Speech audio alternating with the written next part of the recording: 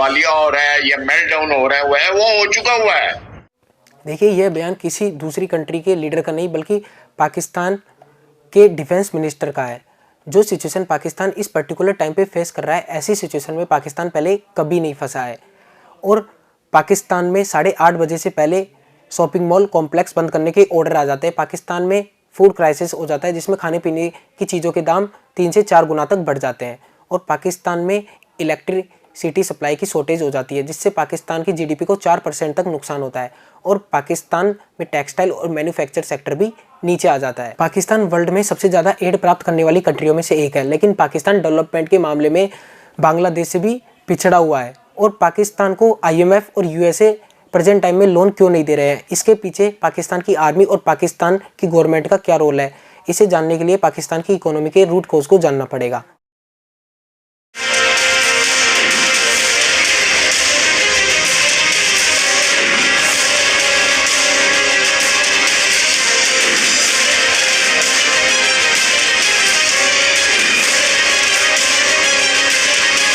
देखिए, जब 1947 में इंडिया और पाकिस्तान का पार्टीशन हुआ था, तो पाकिस्तान को 1/3 आर्मी और 17% रिसोर्सेज इंडिया से मिले थे।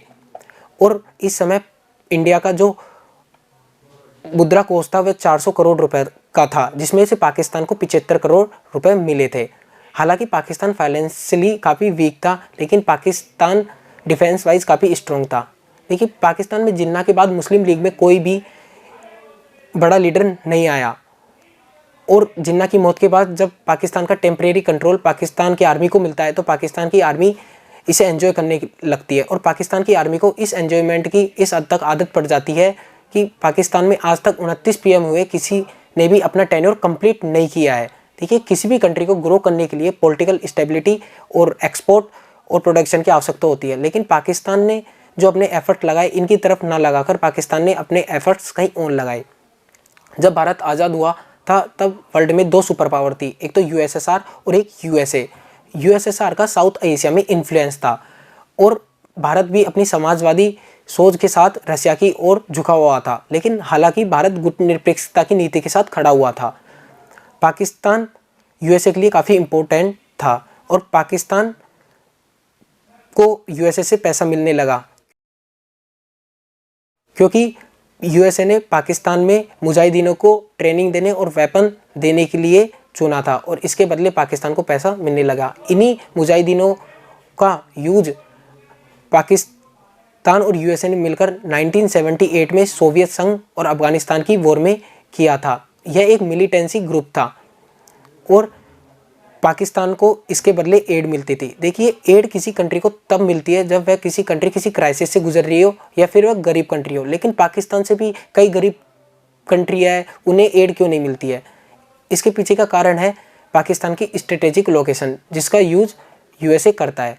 जब 1989 में सोवियत संघ और अफगानिस्तान की वॉर ख़त्म हुई, तो USA के लिए पाकिस्तान इतनी इम्पोर्टेंस नहीं रखता था। इसके बाद जो मुजाहिदीन ग्रुप USA और पाकिस्तान के द्वारा तैयार किए गए थे, उन्होंने अफगानिस्तान में सरकार को गिराकर तालिबान का शासन स्थापित कर लिया था। और USA पाकिस्तान को बिल्कुल दरकिनार किए जा रहा था। इस बात का पता हमें इससे लगता है कि जो पाकिस्तान को 1989 में जो USA से एड मिलती है, वो $452 मिलियन की मिलती है, लेकिन जो 1998 में USA से एड मिलती है, वह $5.4 मिलियन तक ही रह जाती है। इस तरह पाकिस्तान की इकोनॉमी कोलैप्स कर जाती है।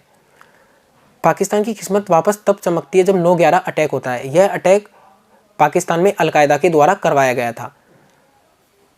यह अलकायदा पाकिस्तान और अफगानिस्तान की बॉर्डर पर ऑपरेट करता था। USA को इस बात का पता था कि अगर यह अटैक वापस नहीं करवाना, तो अलकायदा को पूरी तरह ख़त्म करना होगा। इसलिए अब की बार USA की पाकिस्तान के साथ कोलिएशन सपोर्ट फंड बना। इस फंड में से पाकिस्तान को काफ़ी पैसा मिला, और 2009 में USA ने पाकिस्तान के लिए कैरी लुगर बिल भी पास किया। इससे पाकिस्तान को $1.5 बिलियन एनुअली पैकेज के रूप में मिलना था, और इस पैसे का यूज़ पाकिस्तान को अमेरिका में टेरर एक्टिविटी को रोकने के लिए करना था। लेकिन पाकिस्तान ने इस पैसे का यूज़ अपनी इकोनॉमी को स्ट्रॉन्ग करने और अपनी आर्मी को स्ट्रॉन्ग करने और उन मुजाहिदीनों को ट्रेनिंग देने के लिए किया, और इन्हीं मुजाहिदीनों को बाद में पाकिस्तान कश्मीर में भी भेजने लगा। हालांकि इन एड के मिसयूज़ का एलिगेशन पाकिस्तान पर कई कंट्रियों ने बाद में लगाए और ये इसी तरह के एलिगेशन यूएसए ने भी पाकिस्तान पर लगाए। जब डोनाल्ड ट्रंप आते हैं तो पाकिस्तान को दी जाने वाली सभी एड बंद कर दी। इसकी जो पैसा यूएसए पाकिस्तान को जिस काम के लिए दे रहा था उस काम के लिए उसने नहीं किया, और इतने पैसा देने के बाद यूएसए को पता चलता है कि अलकायदा का founder Osama bin Laden Pakistan में पकड़ा जाता है।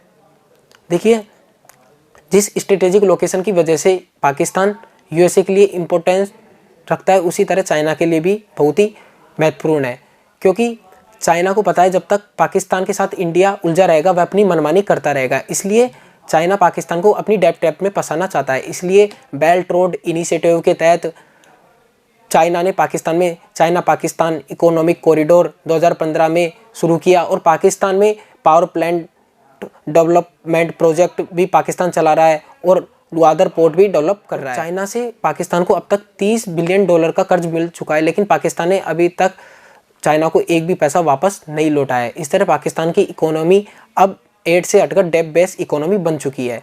देखिए, यह सब सिचुएशन पाकिस्तान में एक साथ क्रिएट नहीं हुई, यह पाकिस्तान में दशकों से चल रही मिसमैनेजमेंट का परिणाम है, और इस मिसमैनेजमेंट में पाकिस्तान की आर्मी का सबसे बड़ा रोल है। देखिए, पाकिस्तान दुनिया में ऐसा गरीब देश है जिसकी आर्मी अमीर है। पाकिस्तान का जो डिफेंस बजट है उसे पिछले साल पाकिस्तान ने अपनी इन खराब हालतों में भी 11% तक बढ़ा दिया है। और पाकिस्तान सरकार जो बजट बनाती है वह पाकिस्तान की ज़रूरतों को ध्यान में रखकर नहीं बनाती, बल्कि पाकिस्तान की आर्मी की ज़रूरतों को ध्यान में रखकर बनाती है। पाकिस्तान के टॉप 100 आर्मी ऑफिसर की नेटवर्थ 3.5 बिलियन पाउंड से भी ज़्यादा की है। और पाकिस्तान में जो बैंकिंग सेक्टर है, प्राइवेट सेक्टर है और जो मैन्युफैक्चरिंग सेक्टर है, उसमें भी पाकिस्तान की आर्मी का काफ़ी ज़्यादा परसेंटेज है। पाकिस्तान की आर्मी पाकिस्तान के टोटल प्राइवेट एसेट का 7% ओन करती है। और पाकिस्तान में कई फाउंडेशन है, जैसे फौजी फाउंडेशन, बहिरा फाउंडेशन, साइन फाउंडेशन।